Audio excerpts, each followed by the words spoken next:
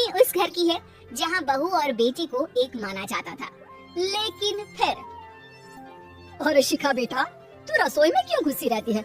जा, रोटी मैं बना लूंगी। नहीं नहीं माँ जी, आप बैठिए, बस सारा खाना बन ही गया है। श्वेता को बोल देती हूँ, वो खाना लगा देगी सबका। सॉरी भाभी, मेरे पास वक्त नहीं है। माँ, मुझे पैसे देना, पार्लर जाना है। हाँ हाँ चली जाना, भाभी को भी ले जाना। वो भी जाने को बोल रही थी पार्लर, और पहले ना मदद कर दे उसके खाना लगाने में। देख माँ, वो बहू है, उसे बहू रहने देना, इतना सर पर मत चढ़ा भाभी को। श्वेता, ज्यादा मत बोला कर। बहू और बेटी में कोई फर्क नहीं होता है। जा जाकर काम कर। ननद को माँ का भाभी से इस तरह प्यार करना बिल्कुल अच्छा नहीं लगता। वो बार बार किसी न किसी तरह माँ को भाभी के खिलाफ भड़काती रहती, लेकिन कोई फायदा ना होता। एक रोज, अरे बेटे किशन, जा बहू को कहीं घुमा कर ला, काम करती रहती है।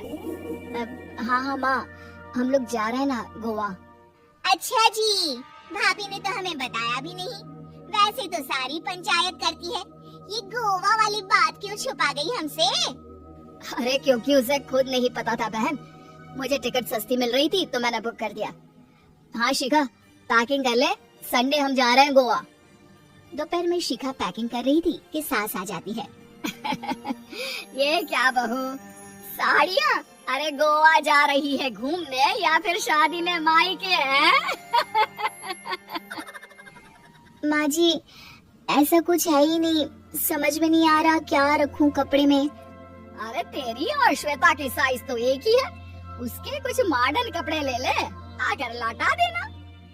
हाँ माँ जी, ये ठीक रहेगा। शिखा श्वेता के पास जाती है और उससे कपड़े मांगती है। ना जी ना, मैं अपने कपड़े ना दूं, वैसे भी फैल जाएंगे मेरे कपड़े, बहुत महंगे वाले हैं। शिखा मुंह लटकाकर कमरे में आ जाती है तो सास कहती है, चल तैयार हो जा, तुझे मैं शॉपिंग करा कर लाती हूँ गोवा की।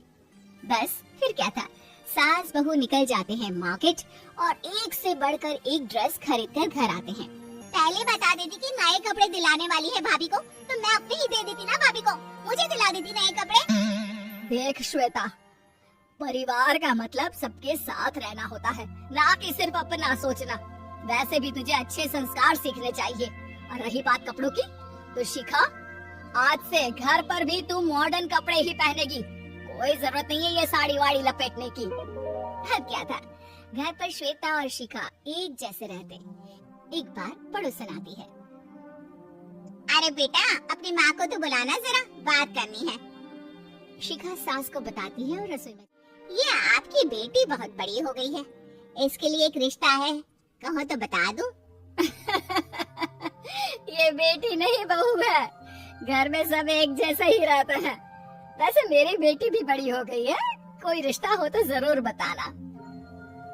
पड़ोसन रिश्ता लेकर उन लोगों के घर आती है। तब श्वेता की होने वाली सास कहती है, तो ये घर है, कितने मंजिल का है? और ये बहू ने आपकी क्या पहन रखा है, जीन्स टॉप? अरे भाई, साड़ी वाड़ी नहीं है क्या इसके पास? देखिए, सर्दी है तो साड़ी में बहू कैसे मैनेज करती, वैसे पहनती है साड़ी भी। देखिए, हम लोग ठहरे पैसे वाले लोग, कोई कमी नहीं है हम लोगों के पास पैसों की, बहुत पैसे हैं, जमीन, नौकर चाकर, कार, सब कुछ है, लेकिन घर में संस्कारी बहू चाहिए, समझ रही है ना आप? सास कुछ कहती कि श्वेता बोल पड़ती है, हाय रे, नौकर चाकर से लेकर जमीन, कार, पैसा, हाँ हाँ मुझे रिश्ता मंजूर है, मंजूर है मुझे। अरे रुक जा श्वेता, मैं बात कर रही हूँ ना। देखिए, हम लोगों के घर इतनी आजादी नहीं मिलेगी। अरे हाँ कर देना माँ, हाँ कर दे जल्दी से। सास क्या करती, बेटी की शादी ऐसे घर में कर देती है जहाँ ना उनके विचार मिलते हैं और ना ही आचार। शादी के बाद एक रोज फोन पर, श्वेता बेटा, एक बार घर आ जा, बहुत दिल करता है तुझे देखने का। माँ वो घर पर बहुत काम होता है, कैसे आऊँ? बड़ा घर है लेकिन आने जाने वालों की लाइन ही लगी रहती है। बेटा मैं तो जानती थी उस घर का हाल, ही नहीं मान रही थी।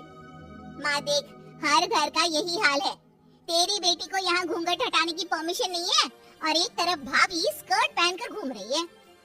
बेटा मुझे क्या पता था कि मेरी बेटी को ससुराल के नाम पर पिंजरा मिल जाएगा। अच्छा माँ, फोन रखती हूँ, सास को गर्मा गर्म रोटी खिलानी है। तुम लोगों की तरह नहीं कि एक रोटी बनाओ, एक सब्जी बनाओ, फिर सारा दिन फ्री होकर घूमो। सास फोन तो रख देती है, लेकिन सोच में पड़ जाती है कि एक तरफ बेटी जिसे कोई आजादी नहीं, वहीं दूसरी तरफ बहू जिसे देखकर लगता ही नहीं कि उसकी शादी भी हुई है। अगले रोज। शिखा, अरे ओ शिखा। हाँ माँ, क्या हुआ? कुछ चाहिए आपको? मैं जिम जा रही थी। जिम के कपड़ों में बहू को देखकर सास को घूंघट में अपनी बेटी का ख्याल आता है। देख बहू, घर में बहू की तरह रहा कर। इतने टाइट कपड़े पहनकर जिम जाना पसंद नहीं मुझे। जा जाकर रोटी बना। रोटी? माँ अभी तो शाम के 6 बजे हैं, इस वक्त रोटी? अब क्या मेरे खाने पीने पर भी पहरा है? अरे जब मर्जी तब मैं अपने घर में खा भी नहीं सकती क्या? बहू को अजीब लगता है। वो समझ नहीं पाती कि जो सास कल तक इतनी सपोर्टिव थी, उन्हें अचानक से क्या हो गया। वो किचन में जाती है, गरम रोटी के साथ 2 तरह की सब्जी, रायता, सलाद सब लेकर सास के पास आती है। माँ जी, खाना।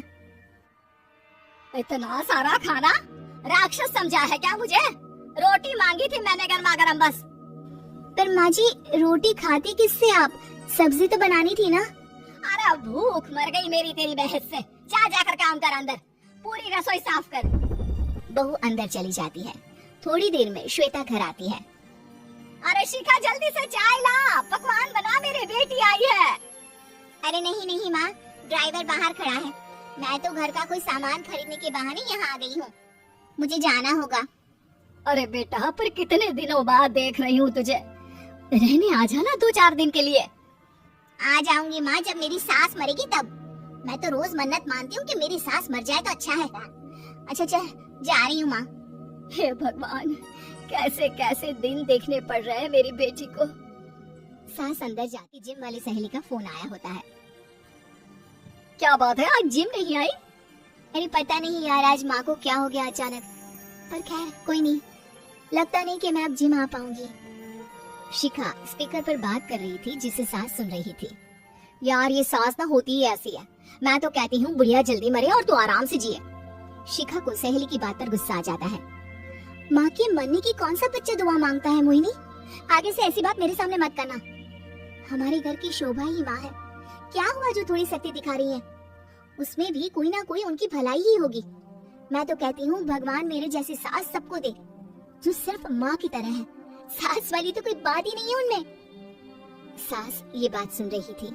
उनकी आंख में आंसू आ जाते हैं कि